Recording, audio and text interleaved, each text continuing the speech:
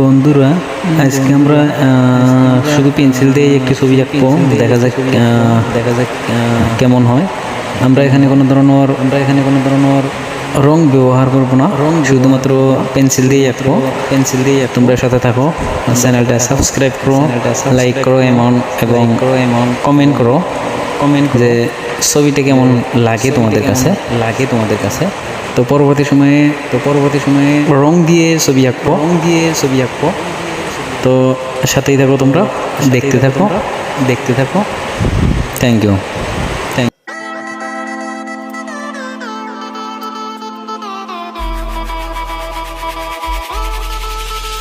Thank